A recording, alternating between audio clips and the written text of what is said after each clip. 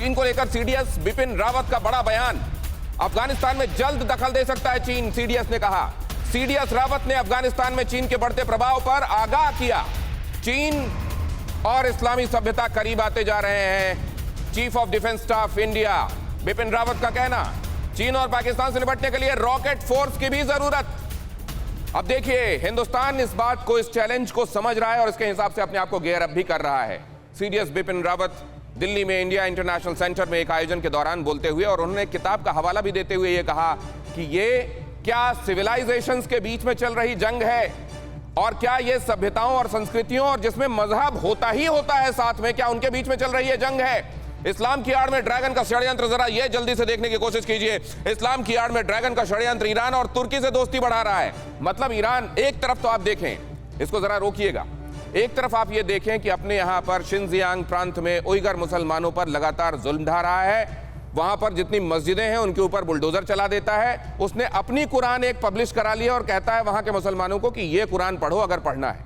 ये है मुसलमानों के साथ उसका रवैया। लेकिन मुसलमान कंट्रीज के साथ वो क्या कर रहा है जरा देखिए। मैंने आपको बताया, टर्की और ईरान के साथ दोस्ती का हाथ, और ये मंजूर भी है।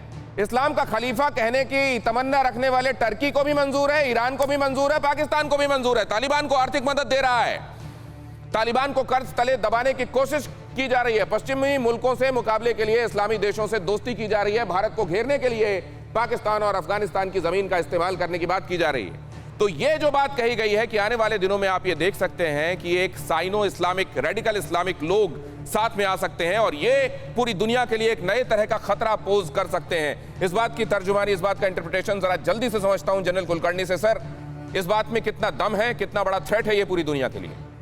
दिनेश, इसमें कोई शक नहीं कि हंटिंगटन ने जब क्लैश ऑफ सिविलाइजेशन लिखी उसमें उन्होंने कहा था कि जो सिनिक सिविलाइजेशन है और इस्लामिक सिविलाइजेशन है, ये दोनों मिलकर के दुनिया के ऊपर जबरदस्त दबाव डालेंगी और ये दोनों के सिविलाइजेशन का मिलने का एक अंदेशा है और ये एक बहुत बड़ा थ्रेट हो सकता है। और अब अपने को दिख रहा है जिस प्रकार से चीन दखलंदाजी अफगानिस्तान के अंदर दे रहा है, मकसद से मिनरल्स के नहीं, मिनरल्स हो ना हो उससे ज्यादा फर्क नहीं पड़ता है, उसको मकसद है। आप देखिएगा जिस प्रकार से उन्होंने उनको $30 बिलियन दिए, बगराम एयरफील्ड के उसकी ऊपर नजर ऑलरेडी आ गई है। उसको मालूम है कि सेंट्रल एशिया के अंदर जो तेल है उसको अगर पाइपलाइन से उससे सिंकियांग प्रोविंस में लेना है तो सारी पाइपलाइन अफगानिस्तान की ओर से जाती है। तो जब तक ये वॉरलॉर्ड्स को वो खुश नहीं रखेंगे तो वह पाइपलाइन, तो एनर्जी सिक्योरिटी के मद्देनजर उसको लगता है यही एक तरीका है कि किस प्रकार से जितने इस्लामिक लोग हैं, फंडामेंटलिस्ट है, रेडिकलाइज्ड है, वो दूसरे के लिए उनको किस तरीके से खरीदा जाए। इसमें दोनों को विन विन सिचुएशन दिखाई दे रही है, और क्या ये win win situation till eternity रहेगी इनके लिए? जरा ये भी समझ लें। सुशील पंडित जी, आपका व्यू जल्दी से इसमें। सर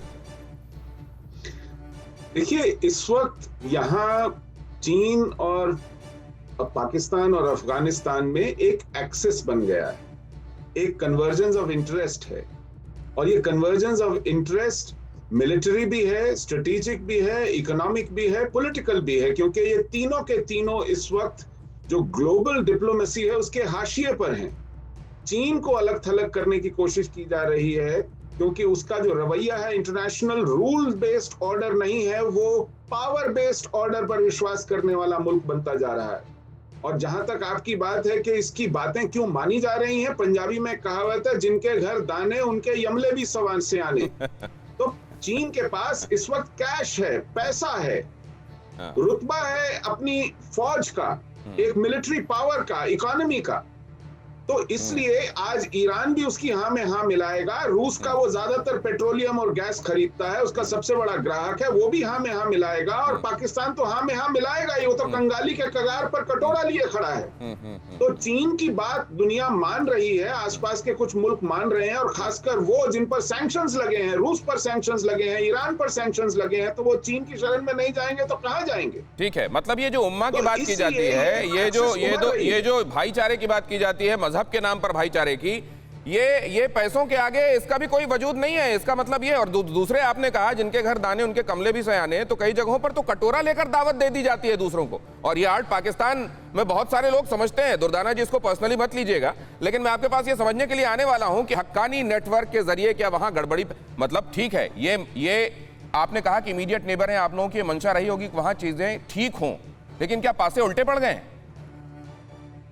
कुछ भी उल्टा नहीं पड़ा। देखिए, समझने की जरूरत है। इस वक्त तालिबान अभी आपके कोई स्पीकर एक बात कर रहे थे कि अगर वहाँ तालिबान हुकूमत की एक्सेप्टेंस होती तो क्या वो जो जहाज पे लोग चढ़ के चले गए, मतलब इतने बेवकूफ तो नहीं हो सकते ना अफगानी। एक अनपढ़ से अनपढ़ आदमी भी इतना बेवकूफ नहीं हो सकता कि उसको ये ना पता हो कि अगर मैं जहाज के पर के साथ लटकूंगा और 35,000 फुट की बुलंदी पे जहाज चलेगा तो मेरा क्या परखच्चे उड़ जाएंगे। तो आप सोचें कि उनकी डेस्परेशन वहाँ एक बहुत बड़ी, इसमें कोई शक नहीं है कि वहाँ की एक बहुत बड़ी आबादी जो है वो तालिबान को एक्सेप्ट नहीं करना चाहती, विच इज बट नेचुरल। दुनिया के हर मुल्क में ऑपोजिशन होती है और वो एक ऐसा मुल्क है जहाँ से बाहर से लाकर जमहूरियत को, बाहर से लाकर गवर्नेंस के स्ट्रक्चर को इम्पोज किया गया। 20 साल में एक लेकिन ऐसे लोगों को दुर्दाना जी पाला क्यों जाए? आप बीइंग अ फीमेल, आप बेनजीर भुट्टो जी का भी उदाहरण देखिए ना। अच्छा, आप मुझे एक बात बताएं, एक सेकंड, एक सवाल। देखिए, पाकिस्तान में चले, आप कह रहे हैं ना हमने टेररिस्ट पाले, हमने हक्कानी पाले, जो भी। अब इंडिया ने वहाँ की जो अफगान नेशनल जो उनकी आर्मी थी, उनको पढ़ाने में, उनको ट्रेन करने पे कितना पैसा लगाया।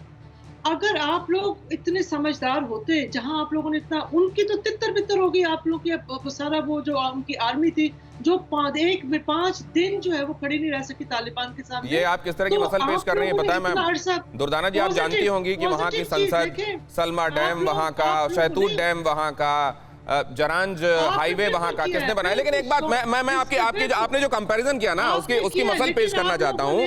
आप ऐसा कह रही हैं जैसे किसी ने किसी को खंजर मार दिया और दूसरे ने उसको खाना नहीं खिलाया, तो जिसने खाना नहीं खिलाया उससे जाके पूछोगे अच्छा ठीक है हमने तो खंजर मारा, तुमने खाना क्यों नहीं खिलाया? ठीक है, मैं वेद प्रताप वैदिक साहब के पास जाना चाहता हूँ। मैम, मैं आता हूँ आपके पास।